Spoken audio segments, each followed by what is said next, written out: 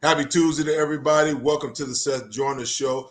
Your Philadelphia Eagles are on the precipice. Can you believe it? Of a playoff game on Sunday afternoon. The same Eagles that went 2-5 over the first 7 games are the 7th seed in the 2021-22 NFL playoffs. Got to be excited for what you've seen these Eagles do over the last 10 games, and you got to be excited for Sunday afternoon. But before we get there, hey, listen, we saw a hell of a national championship game last night. The Georgia Bulldogs overcome the mighty Alabama Crimson Tide. And I'm going to tell y'all right now, I know that our focus is right on the Philadelphia Eagles in this Sunday. But there's some players on that football field that I saw last night that'll look real good in midnight green. Particularly, the Eagles haven't drafted a linebacker in the first round since, I think, 1979, I want to say. They got 3 this year. And this kid that plays middle linebacker for the Georgia Bulldogs, I want to see him next year. Nakobe Dean. I want to see this kid in midnight green. He'd be a huge addition to the Philadelphia Eagles defense, a huge competition piece, because I do believe that Davion Taylor, if he can ever stay healthy, will be a good piece for him. I think that TJ Edwards has earned the right and has shown some flashes this year, but I still believe that they still need to upgrade the position. Whether they do it or not, I don't know, but that is one kid that I would love to see. It's also Giveaway Tuesday on the Seth Joyner Show. At the end of the show, we'll be picking our winner. You see all the information there. You were told we gave you 2 weeks to go on and follow the instructions that are on there, primarily following us on following the Seth Joyner Show on YouTube. That is the giveaway. A hat of your choice, the color of your choice with the Seth Joyner logo. You see me wearing it right there, along with an autographed football and an autographed mini helmet. A lot to get to, not a whole lot of time. And these guys, listen, nobody better to be able to spend an hour talking football with guys who are former Eagles.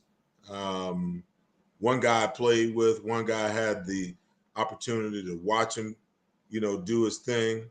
One guy is just calling the games with Merrill Reese every single week. The other guys on WIP every single day, the Marks and Reese show. I affectionately call them, and we got them in proper order, Mike and Ike. I got Mike and Ike on the show tonight. Mike Quick and Ike Reese. Gentlemen, I like excitement. That. I like that. I like the Mike and Ike show. I like that. Yeah, man. Y'all need to do a podcast, the Mike and Ike show or something like that, man. Hey, I would love to do that, man, because you know what? If Ike's on the show, I know I don't have to do the heavy lifting. I'm good. Well, you know that if Ike is on the show, it's going to be a hoot. The people going to love it, and it's going to be informative. For sure. So I'm looking forward. Listen, we are all excited about where this football team is right now. I just want to get y'all's individually your thoughts of this matchup, especially where the Eagles are in relationship to where they've been and the expectations of where everyone thought that this football team would be at the beginning of the year and what we thought they looked like through the first 7 games of the year and the improbability of them being where they are right now. Mike Quick. So I'm glad you told me to go first, because if Ike goes, then I'll have nothing else to say. so yeah, I don't think that any of us expected this team to be here. You know what? It's the week of the wild card, and we're still talking about Eagles football. And I know through 8 games, midway through the season, nobody expected this. So I'll lead with that. They have exceeded everything that I expected this team to do. And I will also say that this coaching staff, they have really impressed me with what they've been able to do with this football team. And, they get their hits and from everybody. But for the most part, if you look at where they are and then the road that they've gotten, the road that they traveled to get here, this is a good football team. Yeah, they have some areas that need improvement like every other team, but this is a good football team. I would love to see, I know you talked about the linebackers from last night's game. Yeah, they're going to go into the offseason, and there's some pieces that they need to fill in. Matter of fact, you're right. It was 1979 the last time they drafted a linebacker in the first round, and that was Jerry Robinson out of UCLA. Come on, man. But this year, they've been able to put it together, and I'm real pleased that I'll get another week's work. Yeah, let me look, on a personal level, I get to work another week. So it's a beautiful thing. You and I both. Glad to have the extra check. Thank you very much. Yeah. I did not expect, but if you look at what Jeff Stoutland has done with this offensive line, this young coaching staff learning what they didn't know and utilizing not just the coaching staff, but these young, but players, and going to players and talking to players about what they think are the best moves going forward. What do they think is best? Asking Fletcher Cox, well, what do you think about this? Asking Slay, what do you think about this? And, that type of communication that they're having, I think has a lot to do with where they are right now. You got I completely agree. I can't add a whole lot to what Mike said. They've obviously overachieved, right? When you're looking at a first year coaching staff, Jalen's first year as being the starting quarterback. I think most of us had realistic expectations. We just wanted to see the team get better from the beginning of the year to the end of the year. We've certainly seen that growth. I think the playoffs is a bonus. I certainly wasn't expecting it, but it's also an added experience that, sometimes we take for granted, right? We almost think that you're going to naturally ascend every year and get better every year. I think that's the idea, right? But it doesn't necessarily work that way. You need things to go accordingly to the plan in order for it to work that way. So I think back to when Andy took over in '99 and how we sort of grew each year. That's how you would draw it up, but that's not how it necessarily happens all the time. Mm-hmm. Right. And so I don't think we can take for granted the Eagles getting this postseason experience, understanding, playing in these pressure-packed field situations. They're going to be able to grow from that. Everything else from this year, I mean, quite frankly, I think it sort of played out how I sort of expected it. Other than I thought Jalen Reagor would be a little more developed this year as a receiver. I was hoping that Miles would finally go ahead and show that he has that sort of next level ability as a running back and can be a franchise running back. We haven't really had a franchise running back since Shady was here. Defensively, I think on the back end, I can be satisfied and leave even pleasantly surprised with how the back end has grown compared to the expectations. I wanted to see a little bit more up front. I wanted to see a little bit more from Derek Barnett this year. Josh Sweat is finally starting to come around where we thought he would be. So I say that to say there's a lot of things to be excited about, and you certainly want to continue to see growth in those areas. I honestly believe the postseason part of the season is bonus football. I just really do. I wasn't expecting it, but we're here, and that's why you play the games. And quite frankly, I don't know how I can leave this out. I think the guy who had the most pressure on them to at least show what he was, Jalen Hurts. How could you not be happy with what you've seen from Jalen Hurts this year? Right. I just don't know how you can't be. And the exciting part about that is there's still room to grow, right? It's one thing if you say, well, this is the best we're going to see of Jalen Hurts. No, there's still a lot of room to grow for him. I didn't even bring up Devontae Smith, who I've been excited and pleasantly surprised to see his growth as your number one passing target. Dallas Goedert. I mean, there's a lot we're going to get into with this team. I just think for the first year, when you didn't know what to expect, I don't know how you can't be happy with what you've seen. I didn't know what to expect from Nick Sirianni and his coaching staff. I didn't know what to expect from them. I didn't know what we would get from this football team from a competitive standpoint, an identity standpoint.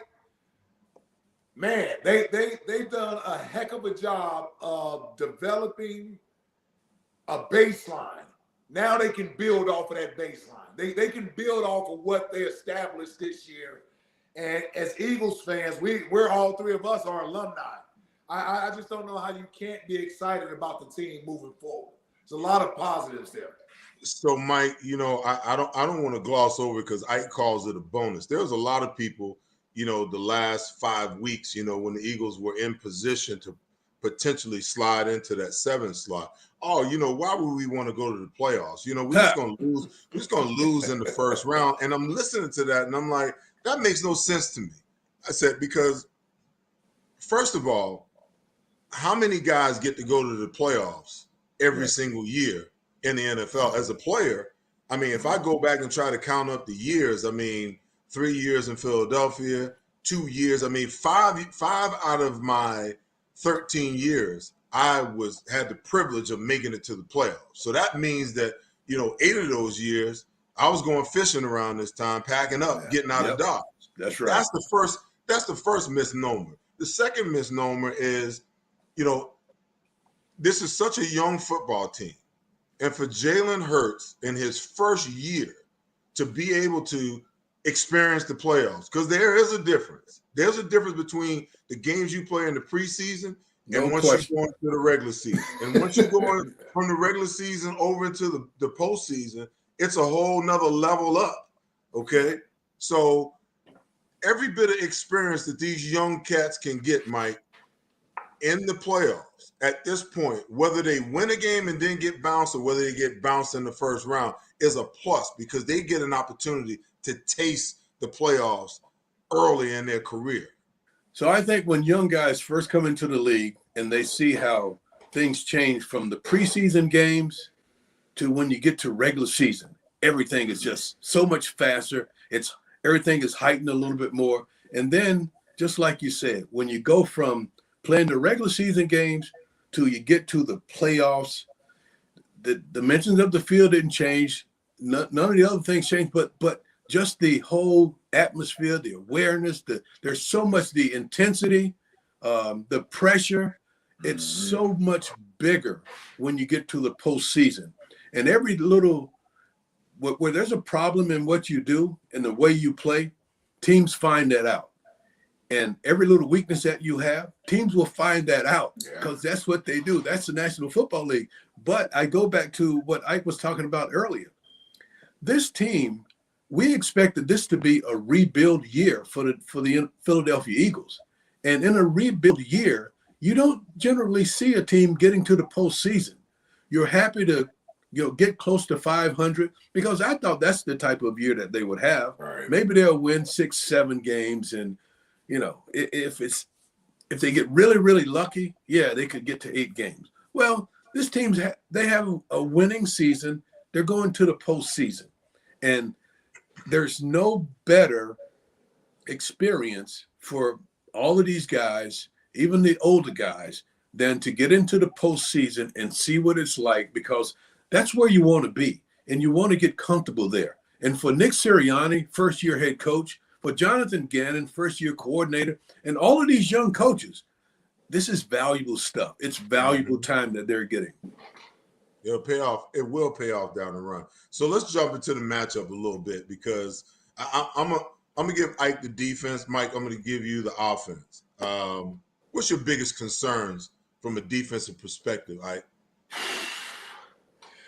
Well,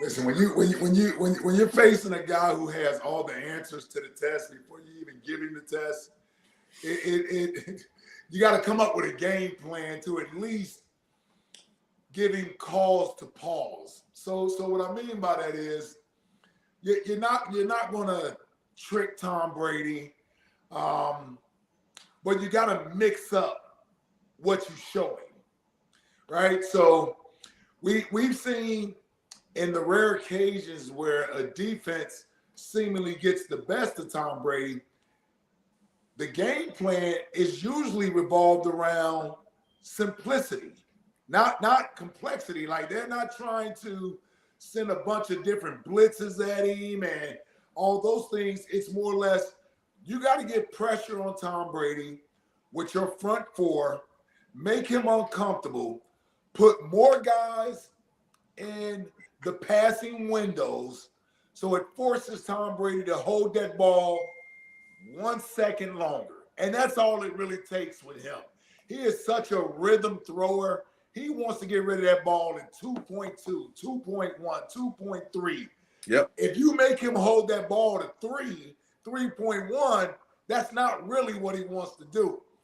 And so I think if they can do that, our defensive line, let's put it this way, our defensive line has to have their best game. Mm-hmm. They just do. Yeah. They have to have their best game, because Tom Brady has no problem being patient. So if you want to force him to dink and dunk the ball down the field 5-6 yards at a time, he'll do that.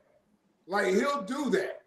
So you almost have to get him to 3rd and 8, 3rd and 7, 3rd and 9.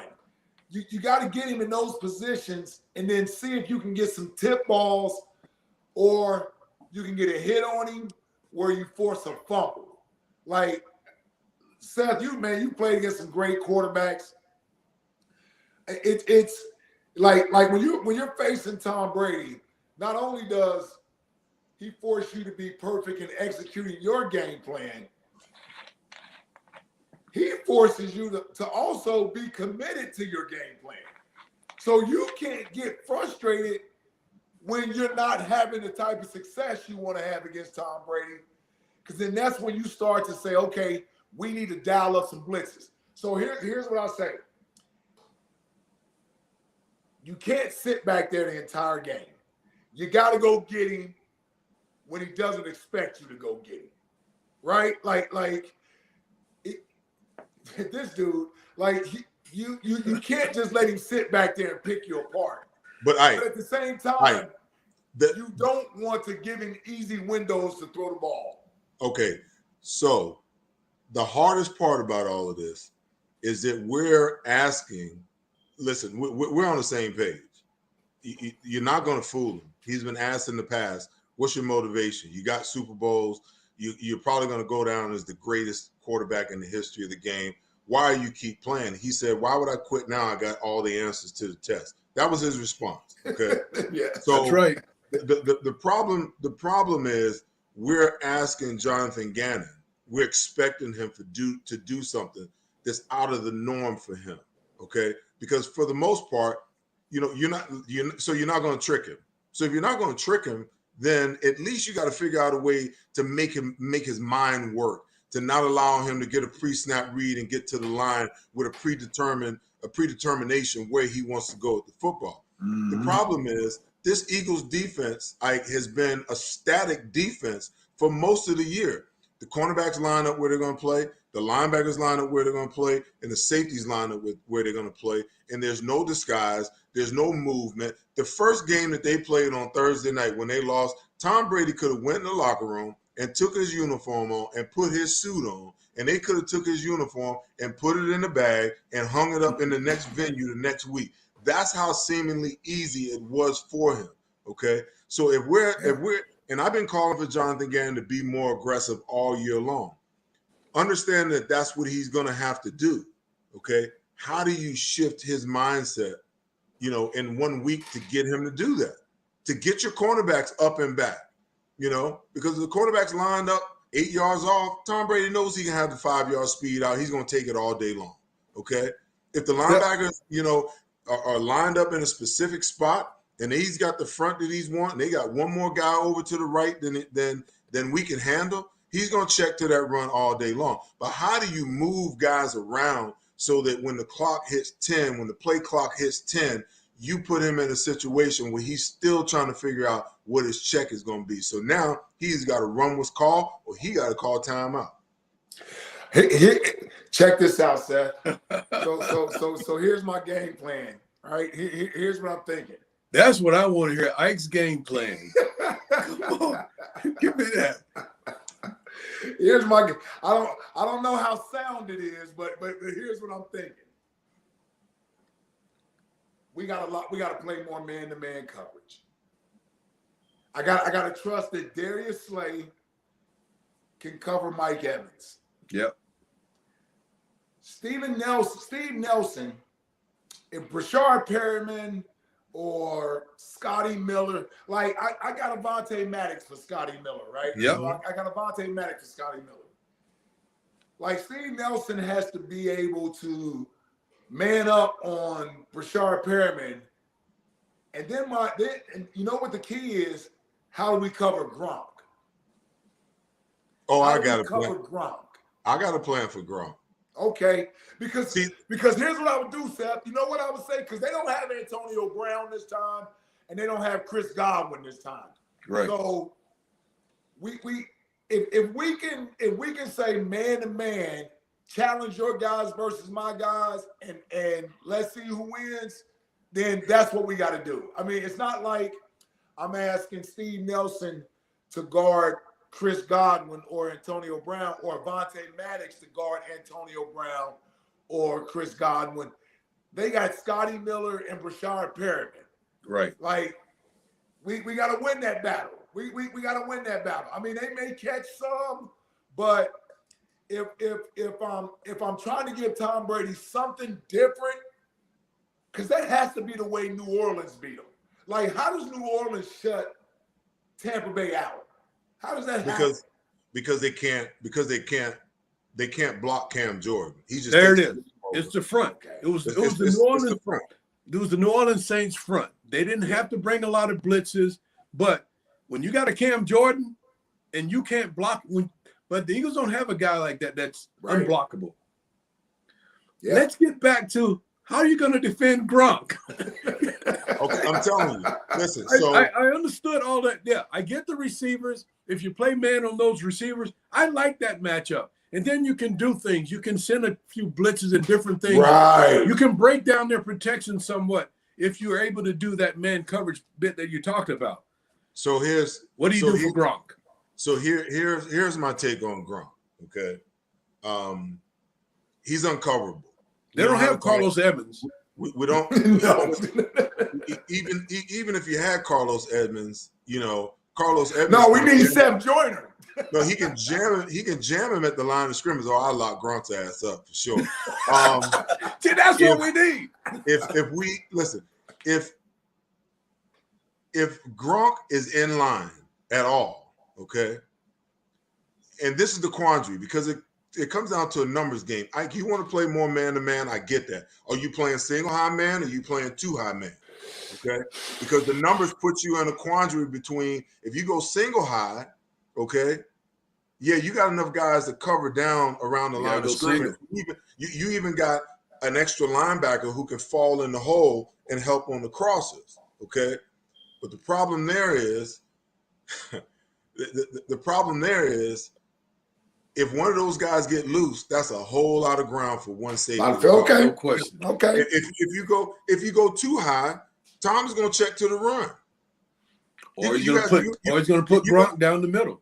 You're going to have a 6-man box, or you're going to have Gronk down the middle. Okay. Yeah. So now, at the risk of not getting pressure or living in the 5-man line, which limits you and almost ensures that you're always in single high safety. Okay. You can't let Gronk have a free release. I don't care whether you take a linebacker in predictable situations and you walk him out there on him and you're 5-on-5 in the box or 6-on-6 with an outside backer on the line. You got to jam Gronk and then release him to a DB to cover. But if you let him free release, you got problems. Yeah. If he lines up detached, you got a problem. Right. Okay? You almost have to play off. Or maybe even double it. But every single time that he's lined up in line, I'm going to jam him at the line of scrimmage and then release him. Now, that throws the timing off. Even if he is the primary, Brady has to come off of him because when he's supposed to be at 10, he's at 7 or 8, and he can't wait for him to get the 10. You understand what I'm saying? So, to me, that's the remedy. The question is, we've looked at a defensive coordinator who hadn't been able to adjust and come with an extremely creative blitz package, let alone a package of coverages that looks like it's one thing when it's really something else. You know, when they line up, it's either man or zone. Ain't no two ways about it. They line up in 5-man. Jannard Avery going to drop to the flat where he uncomfortable as hell, and they're going to run, and they're going to rush. They still going to rush 4 with 4 under and 3 deep. The look is the same. But how do you get creative enough in this time to feel like, you know, you can make Tom Brady think a little more? And they're in a prime position to do it, Ike, because they've been so stagnant, you know, and so stable as to where their alignments have been all year long. So any kind of slight change is gonna, you know, have Tom Brady just slightly off. Because when he looks at the film, he sees one thing. If you can show him something just remotely different, then that makes him think a little bit different. We got to get like I think Jonathan Gannon has to, like, his idea versus these experienced quarterbacks is to almost give them everything underneath. Like let them have what they want to have, force them to go, you know, 10 plays, 12 plays, 13. Hope they make a mistake somewhere along the way. I know what we want, Seth. I know what I want them to do Sunday. But what his history says is when he's facing these caliber of quarterbacks, he doesn't feel, or at least I don't think he feels as confident as he did against the guys we played coming down the stretch, the younger guys. Yeah. Where you can take when we're facing the Trevor Simeons and the Zach Wilsons and, you know, Garrett, what was his name? Garrett Godfrey, Garrett Gilbert. Yeah, whatever his name was, Jake Fromm, those guys. He's okay with being a little more daring and taking some chances from time to time. But when he faced Dak, Pat Mahomes, Tom Brady, Derek Carr, Justin Herbert, even Jimmy Garoppolo, they just weren't the same defense. They just weren't. And I think part of that is that he believes those guys are less prone to make a mistake. And he doesn't want to give up the explosive play because he knows those guys have the ability to make the explosive plays versus the younger quarterbacks that we face. And so part of me just says when we get in this game Sunday, his game plan is to shorten this game as best he can. He doesn't want to give up explosive plays. So I'm envisioning a lot of too high safeties, everything underneath, and Tom Brady, you know, like we're just dying a slow death, like 5 yards here, 7 Sure. yards there, 8 yards there. That's what I'm worried about Sunday. I just like Jonathan Gannon hasn't shown against these top tier quarterbacks that he'd be more risk taking. He would do more risk taking. It's almost like I'd rather stretch the game out and give us a chance to win this thing late versus giving up big plays early in the game. I want to get over to the offensive side of the ball, but you know, but before I get over there, Mike, I'm gonna say this, and I'm gonna give you the last little bit of the defense, and then we'll jump over on the offensive side. I know that the mentality of a coach is in some ways impressed upon his players. Okay. Yeah. Yeah, Those games, that's true. those games that you're talking about where they were a little more aggressive, okay? The play calling was aggressive, so the players played more aggressive. Sure. Okay. Yeah. And I would venture to say in those games is when Darius Slay really shined because he was playing in a more aggressive posture. Yeah. Conversely, you know, if a coach is passive in his play calling, it makes his players passive in that way. Right. You know, and why they don't understand that is so beyond me. Listen, the Eagles going into last week was ranked 30th in turnovers in the NFL. That's not coincidental because they're also ranked in the bottom 3 percentage-wise and how many times they and their blitz percentage. Okay, it's pressure that creates turnovers, and when you're not applying the pressure, rather than having the pressure applied to you, then you know you're not going to get the turnovers. You're not going to get the punch outs. You're not going to get the strip sacks. You know, because they didn't pick up, you know, extra blitzer. You're not going to get a bad throw forced by pressure and a DB get an interception and run it back for a pick six. You have to implore some kind of pressure to send the message to your players to play more aggressively. Okay. That being said, I'm gonna jump over to the offensive side of the ball because I want Mike to give me his take on, you know, your greatest concerns from an offensive standpoint. Well, just to finish on just a bit on the defense. Have at it. Every defense, regardless of the style, whatever you play, every defense has a weakness. Yep. And the problem with the Patrick Mahomes and the Tom Brady's and the guys like that, they know how to exploit the weakness in the defense, regardless of if you're playing man, if you're playing zone, if you're doing all of these different things that you can do on the back end. The really good quarterbacks, they understand at the snap of the ball a lot. You know, I watch Dak and he's motioning people, and it's really just indicators so that he understands what you're doing on the other side. Or when they go up and they're giving you all of these snap counts when they're really not doing anything, just trying to see if you're going to lean forward and show me where the pressure is going to come from so that I know how to handle what you're doing.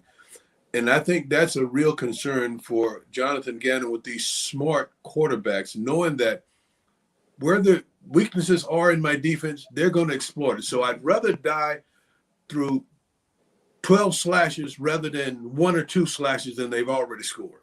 Right. I do believe that that's kind of the mentality. So now let's talk offense. So the real concern when I look at this offense, I just don't know how proficient the passing game is going to be. And I don't want to see this team.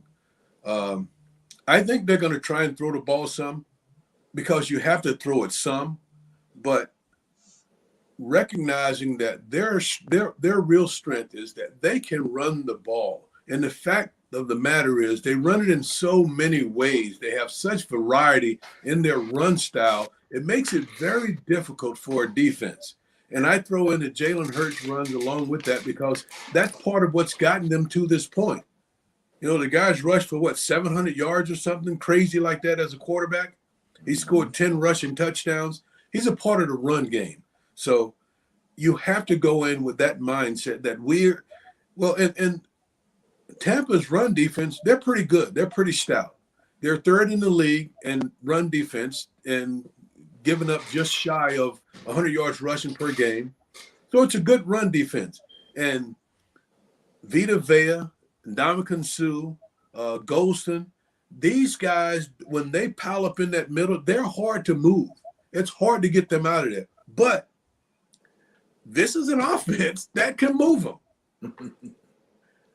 I love Jason Kelce. I think he's one of the best centers I've ever seen play the game. But when you play that front where you've got a Vita Vea on head up on him most of the game, that's not the best formula for this team. But when you have these tackles that these guards that he has beside him, you've got then 700 pounds or 650 pounds where you then can move Vita Vea when you're getting those double teams on the nose. But when they squeeze it down, it makes it really difficult. When they play that bear-looking front where they cover all three of these guys on the inside, that's where it's difficult. I think that the Eagles have to run the ball, and primarily running the ball on the edge and getting those fat guys in the middle to have to run sideline to sideline, wear them out early in the football game. And to me, that's the strength of this team against Tampa Bay. I don't think they're going to have to throw the ball. I think they'll have some success in the screen game, throwing the football. And when they're getting one-on-one coverage on the outside, guys have to win. But to me, Dallas Goedert is going to be the key in the passing game. So you must be looking at my notes over here, Mike, because I did an interview today, and I was talking about this same thing. I said the mistake that the Eagles made in the first game is they abandoned the run because they tried to run the ball up the middle. They ran the ball 3 times in the first half. And they didn't have any success running the ball inside. Well, when you got Ndamukong Suh and you got Vita Vea, okay, you're not moving those guys. You understand what I'm saying? You're not going to move those. You're not going to get any pass rush from those guys 9 times out of 10, but you're not moving those guys. So then the running game really has to focus on, okay, how do we get on the outside shoulder of the guard? Okay. And most people would say, oh, you got to run outside away from him, but they're extremely fast.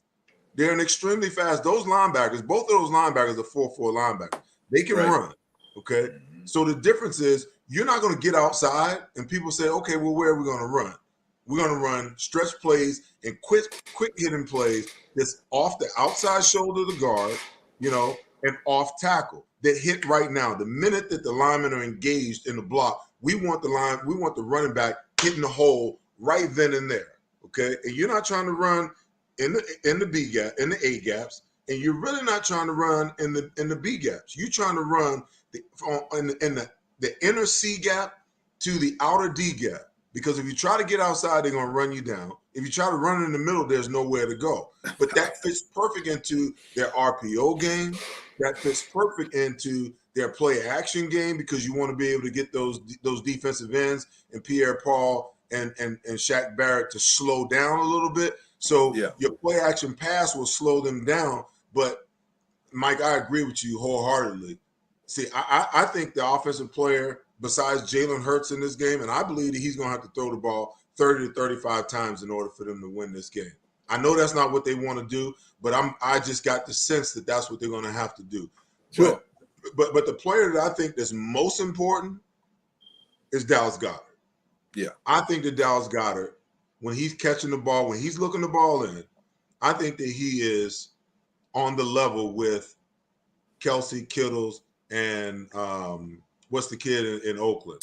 Waller. I think he's right there. I really do. But you got to figure out how to give him more targets. And I get it. You're trying to get Devontae the ball because he's wide receiver number 1, okay? But who the hell on that team, if they want to put a tight end, and they do it, if they want to put a linebacker on Dallas Goedert, then he's got to exploit that. The same way, linebacker, yeah. I mean, and they'll do it because those guys can cover. Yeah. Okay. So they've got to figure out, how you get Dallas involved and how you balance out. Okay, how many running plays we actually going to run? Are we going to try to dominate the clock and minimize the amount of possessions in the game by running the football and throwing only when we need to?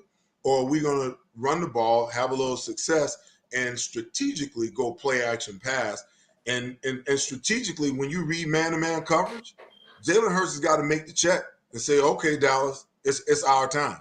You know, Right. they want to go single high and put Devontae Smith out there. Mike, tell me something, man. Why in the world don't they run Quez Watkins on more just flat-out go routes, you know, when you got single high safety? You can always look at Devontae's side and come back and tell this guy, you know, just go.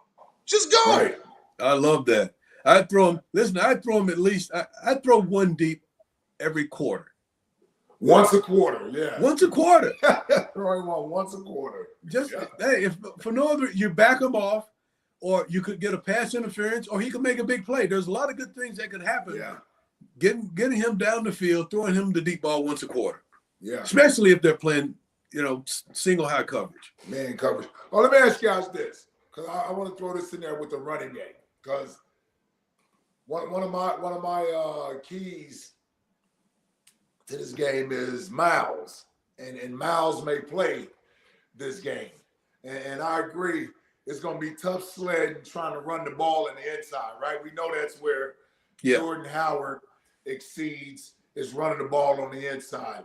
Boston Scott can give you a little inside and a little outside, so certainly like having him as a changeup. But this team, this offense of ours, is going to have to find a way to get some explosive plays, right? We're going to need an explosive play or two here or there. And Miles is one of the few players that can give us an explosive play. But that's when he's 100% healthy. Right. I don't know if he's going to play. If he does play, like, how does that, you know, a broken hand with a running back, like, man, I'm no bueno. Because I know our best chances to run the ball on the outside is with him. Like he's the guy who usually can get to the edge and make some things happen. But if he is not at full strength, or Tampa is out there swiping at Seth, you know, like, if we know a running back got a broken hand, he out there trying to rip a finger off every time he touched the ball. So, like, how do you guys think Miles Sanders can impact the game? And because, hell, he could be useful in the passing game as well out of the backfield with the screens. You know, I would be really concerned about playing Miles with a bad hand. I don't know if they did surgery, if they put a pin in. I don't know the extent of what they did, but, you know, Miles' history shows that he's put it on the ground too many times when both hands are 100%. Right. So that would be my main concern, that if you're going to play Miles, yeah, he has all the juice to get outside and all the big playability, and we want that, need that. But that would be my major concern, is that, yeah, but I would not want to see the ball. Yeah, ball security, for sure. Yeah. That would be my biggest concern. Interesting. You know, when normally when you have an injury like that, it either affects you one or two ways. It really affects you psychologically, where you go into the game and you're actually worried about it, Right. or, you know, you're just so mentally in tune to the game that you're oblivious to what's going on until somebody actually hits you on it. Touch it. Yeah. Right. We just won't know, you know, which Miles we're going to see, you know, until that actually happens. But, you know, listen, they need him, man. They need him. I mean, they need a complete backfield. They need Jordan Howard at 100%. Okay. Yeah. I mean, I don't know whether he ain't feeling his shoulder or the shoulder's achy, or I don't. But you know, he need to go see, you know, the doctor and get that shoulder taken care of before the game, and let's worry about how it's feeling after the game. You know, Right. But I realize we don't live in that era anymore. But we need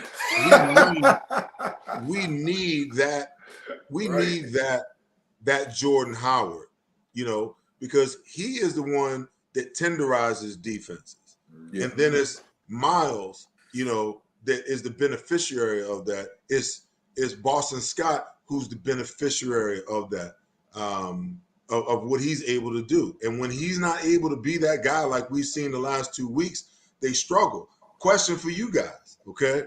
Do you got, well, and I think we all agree that, you know, there has to be some balance, you know. But when you look at the Tampa Bay Buccaneers, they are a much better run defense than they are pass defense for obvious reasons. So the question is, can Nick Sirianni resist the urge to look at the data that says that we can throw the ball on this team, but we might not be able to run the ball on this team? Yeah, I think he has to. I really does. I really does. Boy, that's terrible. I really do. I think you obviously know what your identity is as a football team. You want to run the football. You want to establish that keeps you ahead of the chains. But Tampa knows that also. Tampa knows you want to run the football. So Tampa isn't going to allow you to run the football. Mike touched on it earlier. They get into that bare front where they use 5 defensive linemen. And if you don't have your full complementary of running backs, you're going to have to throw the ball. And here's the thing. I'm not going to sit here and say, like, Jalen Reagor and Quez Watkins all of a sudden need to become somebody they hadn't been all year. But the reality is they need to be better than they've been all year. Yeah. Like, the Tampa Bay Bucs know that Devontae Smith and Dallas Goedert are 2 best pass-catching players. So you're going to get your best defenders on those guys. They're going to say, beat us with number 18, beat us with number 16, beat us with somebody else. And so those guys are going to have to make plays. It's just no other way around it. You saw Sunday and why Indy is not in the playoffs. The Jacksonville Jags said, we're not going to let Jonathan Taylor beat us. You're going to have to throw the ball somewhere and beat us. And Carson's going to have to make throws. He didn't. The Bronco.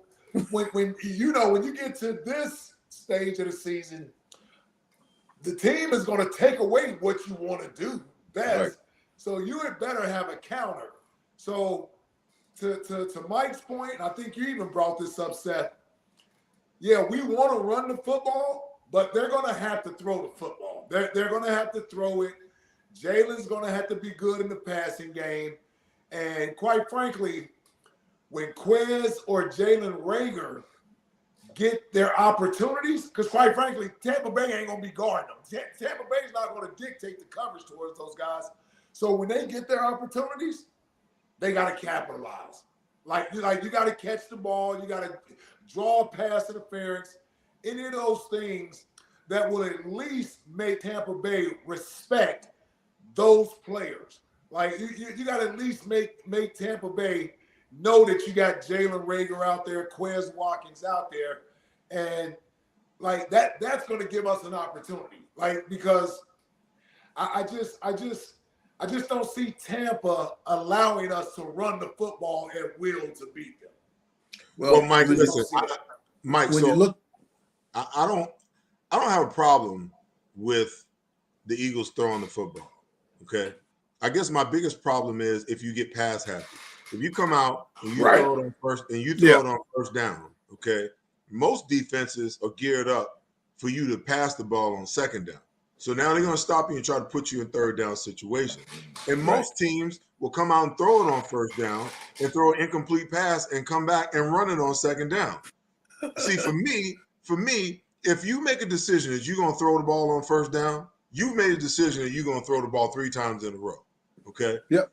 But the problem is when you do that, you go 1, 2, 3 and out, 1, 2, 3 and out. Yeah, you can't do that. Yeah, that's not good. And then that's the problem. Yeah. So when the Eagles, when they look at this Tampa defense, they realize that this statistically they're a bottom third pass defense. They're a bottom third pass defense. Now, if they're going to load up, and Todd Bowles is smart, man. You talk about a defensive coordinator that knows how to take away what you do. Yeah. Todd Bowles is going to take away what you do. He's been at it for a long time. He's good at it. He will make things difficult, and you got to beat him another way. That's why Kansas City couldn't win the Super Bowl last year, because Todd Bowles came up with, hey, I'm not going to let your quarterback run around and just make plays on me. You're going to have to beat me another way. And they couldn't do it. And that's going to be his strategy. I know you guys are good at running the football. I need to take that away. And you have to prove to me that you can throw the ball against my bottom third pass defense. And they're going to have to be able to throw the ball. You're exactly right. This is a team best when they're running the football, but the linebackers, and I don't know if Devontae David is going to play. I know he's been dealing with the injury, but the other guy, Devin White, baller. They can play. Yeah. But you have to be able to throw the football against this defense. It's the type of throws, right? It's the type of throws. It's the type of throws. Screens, like throws like that where zone beaters. You get the ball into your playmakers' hands quick, and you let them make plays with the ball, as opposed to the creativity that I think Nick Sirianni's best offensive play calling game was the Denver Broncos game. You know, he had so much diversity in what he called, and it seemed like everything he dialed up had a rhyme and a reason to it. Now, if they're going to commit guys to the box to stop the run, you're almost playing into a passing quarterback's hands. You know, sure. Because unless they blitz and bring the extra guy that you can't pick up, you go play action pass bootleg, you got one-on-ones on the outside. Mm-hmm. Even if you just go, you take it out of the gun and you fake, okay? If Jalen Hurts looks at the safety and holds him here and comes backside, you got slants all day long. You got stop routes all day long. Those corners have to play softer in single high safety, you know, than they normally would because you only got one safety back there. So it almost plays into the passing game that they want, you know. But my thing with the Eagles too is, and Jalen Hurts, I think the biggest key for Jalen this week is to take what the defense gives you. You know, some of these offensive coordinators are so enamored with, we got to take a shot down the field. We need trump plays, okay? Like you talked about Tom Brady earlier. What Tom Brady has mastered that most quarterbacks don't master till their skill sets are gone is that, you know what? If I take what the defense gives me early, late in the game, I get whatever the hell I want. And get what I want. Yep. Whatever I want. Because you know what? I'm going to take 5. I'm going to take 3. I'm going to hand it off first down. 5, 4, 3. We're just going to score every single possession. And then when we got a lead and we force you to do something you really don't want to do, and I pre-snap read it, and I'm looking, okay, where's my best? I got Gronk out there one-on-one, you know, against this scared safety. Let's go deep. Let's go deep to Gronk. You know what I'm saying? So against a scared safety. Yes, and it's really the same thing when you think about the Eagles and how they're going to be proficient. Take what the defense gives you so that you don't get caught up in third and long situations. Yep. Don't try to force the ball down the field and just move the chains. And then when you get the Tampa Bay Buccaneers in a situation where they're going to come, and you know Todd Bowles is going to try to come after the young quarterback at some point. If he can read it pre-snap and find the best matchup that he has, and they can protect it up, now you got a chance to go down the field. But you have to earn the right to get down there by running the football and by taking what the defense gives you instead of trying to force the issue. That's just how I see it, man. Hey, here's another thing you got to do. I said this on the show today. I said if you get, especially in the first half, if you get some success, if you have some success moving the football and you get down there in scoring range, take the points. Take the points. All right. Especially early in the game. Exactly, early. It's number 3 on my notes. I just ain't been able to get to it, okay? Points are premium in the playoffs, okay? Yes. Can Sirianni resist his pattern of going for it on 4th down, especially early in the game? You can't do that early in the game, man. Come on, you got to take the points, man. You got to take the points. Yes. The game last night, I think the first 5 scores was taking the points. Yeah. And it drove. The first 5 or 6 scores was taking the points. And it drove the analytics people absolutely insane because that's 5 times that they would have said, we got to go for it here. The probability said if we convert. Hey, Seth, I was like, man, this old school football right here. Yeah, you take the points, you take three, you kick the field goal. Yeah, this is what you do. This is what you do. The Seth freeze. I think Seth's screen just froze. How could his screen freeze? All right, let's carry on. Yeah. Yeah, so we'll carry on the show, Seth. You get back in here when you get a chance to. So yeah, I'm saying Q. I'm like earlier. I'm like, man, if they win, because Nick was saying, you know, it's like the regular season. You don't do anything different. I said, whoa. Yeah, you coach something different. different. This is the playoffs. Yeah, you take the points when, especially in the first half. You take the points, man. You take the points. Listen, there is no doubt about it, man. Okay, so I know it's early in the week, and the guy asked me this morning, you know, what's your prediction of the game? I told him they're gonna have to tune in to pregame show to get my prediction. But I'd be derelict in my responsibility if I didn't ask you guys how you guys saw this thing playing out as we wrap the show. I'll go. You want me to go first, Q, or you want to go first? Yeah, you talk. Go ahead. Well, listen, I think it's going to be a tough game. Obviously, Tampa has the more experienced team, defending champions. It's in their building. When you play these playoff games on the road, it's you have to play near perfection on the road when you're playing up against this caliber of football team. I would expect this game to be a lot closer than Vegas thinks it's going to be. By the way, you know, I've endorsed FanDuel, so I'll take the Eagles plus 8.5 points in Sunday's game. I do believe this is a one-score game, but it would not surprise me if we come up a little short in this game. We're going to need. I said this yesterday. It's similar to Super Bowl 52. When you play Tom Brady, somebody, either he has to have a bad game or somebody is going to have the best game of their life. Yeah. Like, that's usually what happens. And so, is Tampa beatable? Of course they are. They certainly are beatable. I think, and if I'm expecting anybody to have that type of game, it would have to be our quarterback. He would have to play the best game. Not necessarily throw for 300-400 yards, all of that, but right. He would have to make 3 or 4 plays in this game when it calls for him to make those 3 or 4 plays in the game to give us a chance to win. I think we come up a little bit short, if I'm being honest to you guys, if I'm being honest to your viewers, Seth. I just don't know if we're ready to beat this team yet. But I think the game is a lot closer and a lot better than a lot of people think it will be Sunday. And before you go, Mike, I just want to let you know all my viewers know. You guys that are over in the comments area, if you guys would put your predictions down, that would be fantastic. I'll be going through some of these questions and some of these comments later on tonight and answering some of them. But I would love for you guys to add your scores and your predictions for the game. Mike, floor is yours.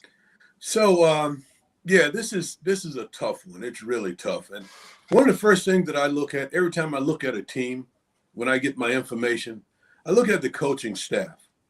And, Bruce Arians, golly, he's one of my favorite guys in coaching in football. Todd Bowles and their staff, Leftwich, Brian Leftwich, the offense coordinator, quarterbacks coach. They are just guys who have been in these battles so many times. They've got a quarterback that's so battle tested. They are really talented. And to go on the road and to win down there against this talent, I think you have to play in a damn near perfect game. You have to be almost perfect in everything that you do. That's going to be hard to do.